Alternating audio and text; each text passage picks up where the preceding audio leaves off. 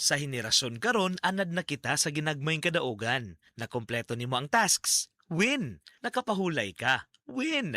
Nakasurvive ka tibuok adlaw. Kadaugan na nimo. Pero mga idol, nasayod ba ka nining pinalahi nga klase sa kadaugan? Kanang pag-uli nimo, ana ay reward nga init ka sabaw sa sinigang. Ay sus na lang gyud. Usa ka tako sa sabaw, usa ka higop. Aslom kilig, deserve ang kalami. Kung Nor sinigang mix ang gamit, makakuha ka og aslom kilig sa matag takos. Diha pa lang, nasinati na nimo nga sabaw pa lang, daog na ang kalami sa aslom kilig. Nasayod na ka sa lutuon ha, kay basta Nor, kaya na nimong lutuon. Nor Sinigang Mix. Sabaw pa lang kay daog na. With Nor Sinigang Mix. Samtang nagkaedad ang tawo, hinay-hinay pud na mawala ang iyahang kusog. Atong paminawon ang testimonya ni Nanay Solidad, natabangan sa Paragis Bila-Bila Herbal Coffee. Kapoy kaayo, sir. Bago ako ang trabaho niya, kapoy kaayo. Ning sulay ko ning paragis lagi. Kaluoy sa Diyos. May angay man ko.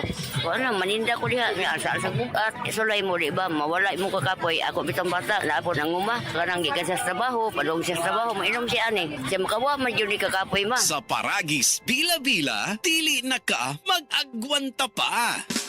Camel, sukang puti, sa sudan alam. Camel, sukang puti, maunag yun imong mapili. Camel, sukang puti, sa sudan palami.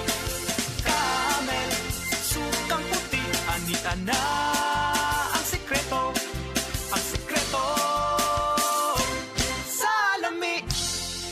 Dr. Limuel Espedal, optometrist, taga Tagum City. Sa akong trabaho, ako naimbitahan ko mga medical mission sa mga LGU. At the end of the day, kapoy na akong lawas, so wala na kaya ko time makikistorya sa akong pamilya. Na nag-introduce ko EXL Coffee Mix 17 in 1. So akong gitry. Gentle siya sa tiyan, dili siya acidic. Iganahan ko, i-introduce ko sa kuha ang EXL Makabuhay Plus Capsule na ikaayuhan, ikabaguan. Pasalamat ko ani EXL Coffee Mix 17 in 1 o EXL Makabuhay Plus Capsule kay mo ni siya makatag kaayuhan sa atong panglawas. Dili pa ulahi ang tanan. Atong pilion, EXL Makabuhay product. Daghang salamat. May buhay sa makabuhay.